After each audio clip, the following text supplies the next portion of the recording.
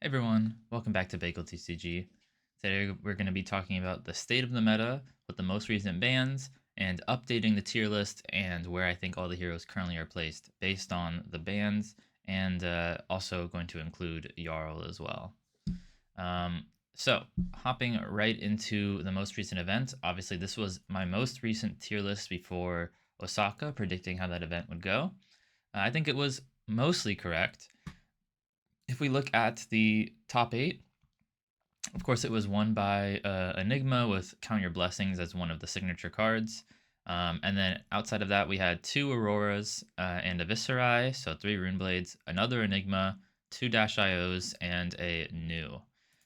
Looking at the tier list, I think the main miss was Zen. I really thought he'd come in there and knock out the Rune Blades. And then Florian seems to underperform and just wasn't quite as strong as I thought. Otherwise, the other five heroes all here made the top 8 and did pretty well. I maybe thought there'd be two Viserais instead of one, but I think for the most part it was fairly accurate. Usually, as I've said in a lot of my other tier lists, S and A tier is really the two spots where I'm putting the decks that I think are most likely to top 8 and win an event. So going forward for this video as well, any hero I put in S or A tier I think you could bring. The only real difference is I think S tier heroes are just a little bit more powerful, maybe a little bit more consistent. But it doesn't mean that, of course, an A tier hero can't win. I do think S tier are maybe a little more likely to win. You know, we saw Enigma I put in here and did win the event and do well. But yeah, certainly I think anything I put in the top two tiers is worth bringing to an event. And then I think, yeah, B is kind of the maybe tier, and then C and D are more the probably don't bring this to an event tier.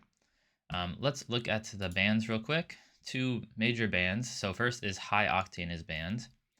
For the most part, this bans Mechanologist from the format. It's one of their best cards, especially for Max and Dash. Maybe Tekla still fine. I think maybe those decks can still function, but it's definitely one of their biggest power cards banned, and it's effectively like how much of a hit to Zen Art of War being banned was. So pretty massive there. They might still exist at some level, but they are certainly not going to be as good as they were before, or even close maybe to as good. And then Count Your Blessings Blue is banned. It's kind of funny because basically, I could be wrong, but I'm pretty sure banning one color of Count Your Blessings basically bans all three colors, because the card, of course, gets stronger the more you play. So you only really are incentivized to play it if you're playing all 9 copies. So I get that you could still play just the yellow and red, but I don't know. I think it's unlikely that it'll be played after the blue version is banned. So I think it's effectively like banning the whole card. So this ban is going to mostly make it harder for decks to fatigue aggro decks. The issue before is that they were gaining like 40 or 50 life, and it's really hard for those aggro decks to deal that much damage through blocking and life gain. So it will be much, much harder to fatigue aggro decks with this card gone, which I think is a good thing, which probably makes Enigma a little worse. She's still really, really powerful, but I think she is a bit weaker to aggro. That was kind of her main game plan, was fatiguing them with Counter Blessings. And without that, she has to actually kill them. For the most part, I don't think it's super possible that she can fatigue them without it. I would be surprised if she can consistently do that. So mostly having to actually kill them with, which is certainly possible. I mean, Mirror Guy is still a really busted card. Yeah, 10,000 Year Reunion is pretty popular right now and quite good. There's a lot of ways you can do it, but yeah, I don't think Counter Blessings will be the route anymore. So with that, the main things we're talking about here is mostly Dash IO getting hit, and then Enigma as well, right? So I'm going to, I don't even need, I was going to reset it, but I don't really need to do that because I can just kind of shift this. There otherwise weren't a lot of changes, except Jarl joining the format, and I will consider him for this tier list as well. Jarl is being released in, I think, about 2 weeks. So it's worth including in my thoughts on this tier list since he'll be relevant so soon after the recording of this tier list. And it's probably worth keeping in mind when you're building your deck or deciding what hero to buy into since he'll be relevant so soon. Jarl, if you don't already know, is let's go to Jarl real quick. Jarl is the newest Guardian, and he is an Ice Earth Guardian, so he gets to play Ice cards. He gets to give Frostbites out. He's going to be very, very good into aggro decks. So definitely going to be, I think, a powerful hero and something that the aggro decks are going to have to contend with. So that will disrupt this tier list quite a bit. I don't have him on here yet, but yeah, we will just talk about where I think he'll go. Um, I think Dash IO, first of all, the high octane ban, I think Max is basically unplayable, and then the dashes are probably both much worse. I think Tekla Boston was already in D and doesn't really move, but was pretty bad already. Maybe Dash IO is like B tier still because she can still do really strong things. So maybe there's a version of her that works without it. But for the most part, I mean, they might even be D tier. The high octane ban is just a pretty massive hit to Mechnologist. And then Counter Blessings. The main heroes that were playing it, I think, were, of course, Enigma was definitely the most common one. The new that made top 8 was playing Contra Blessings, but I do think that was a worse version of new. I think it was just more of a surprise than actually good. I think new is better without Contra Blessings. And then I think even some Florians and Zens were playing it to some extent, but I think the main culprit is definitely Enigma. Does she get worse without it? I don't think she leaves S tier, to be honest. She's still really good. I think she's much weaker to aggro now, like I said, but I don't think she's like drastically weaker because of that. Now, how does Jarl change all of this? First, I'm going to move Florian down a tier. Not because of Jarl, I just think Florian and Zen are a little worse than I expected. And then I think maybe the format looks a little more like this. Maybe Azalea is kind of up here a little more. So maybe this is the more accurate format, right? But Jarl comes into the mix. How does that impact this?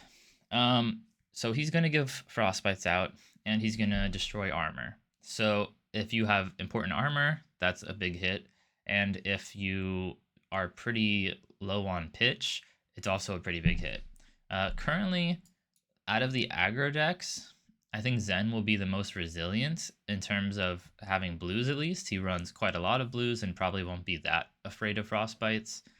I think Azalea and Aurora are definitely hit the hardest. They don't run many blues, and I think we'll be pretty annoyed when they get 1 or 2 Frostbites. There are pitchless versions of Viserai. I'm just recently posted a deck tech of one. That version will definitely get a bit weaker, but I believe even the top 8 Viserai was doing a decent amount of blues, and I think if you're on this higher number of blue Viserai that was a bit more setup, then I think you are probably okay. But I think Aurora maybe gets a little weaker. I don't know if Azalea gets so much weaker she goes back to B tier because of Jarl, but she's probably one of the weaker heroes here.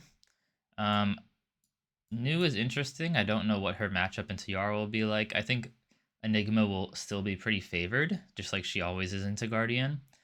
Where I think Jarl is, I think he's at least A tier. I think he's really, really strong. You get to play pretty broken cards like Stalagmite, which is just really insane. You know, blocks 2 and gives a Frostbite. You get to play classic Oakenol, the 3-for-9 dominate, discard 2 if it hits. Just really, really insane cards. So I think he's at least A tier. He might be S tier, but I don't really want to say that this early on without even testing him. Like, not all the cards are on Talishar yet. So I don't want to say S tier, but I think he is at least A tier. And I think he will really disrupt the format, especially the aggro decks, which have been quite powerful. I mean, once again, if we look here, there's, yeah, everything is aggro except for the new and the 2 Enigma. So I get, yeah, obviously not everything, but over half. So 5 out of the 8 are aggro. So aggro is in a pretty good spot. You could argue the Viserai is not as aggro, which I think is a fair point. Maybe he's in the middle, so it's like 4.5. But aggro is definitely quite strong at the moment. If you look at what the tier list looked like before, you know, we've got quite a lot of aggro decks at the top. The only ones I wouldn't consider aggro are the Enigma and New.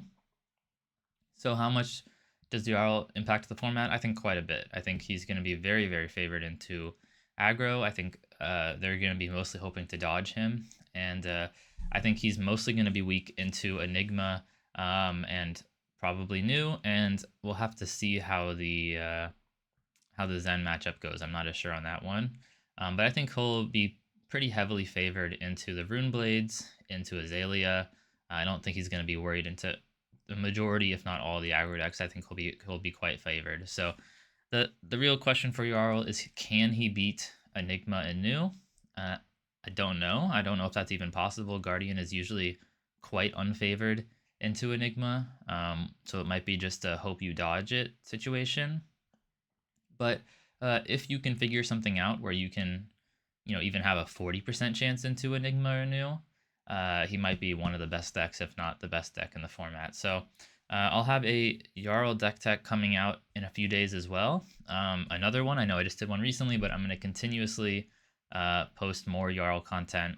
Of course, I'm a Guardian player, so I'm really excited about him, and I've worked on the deck quite a bit more, especially since the new equipment and weapon are revealed. So watch out for that in a few days. But in the meantime, yeah, I'll say Jarl is A tier, right around here. And I think this is mostly where the format is going to be headed into the Hunted, which we will see in January. And I'm super excited to get spoilers for that and go over, new speculative tier lists when that set comes out. But thank you so much for watching. I'll see you next time.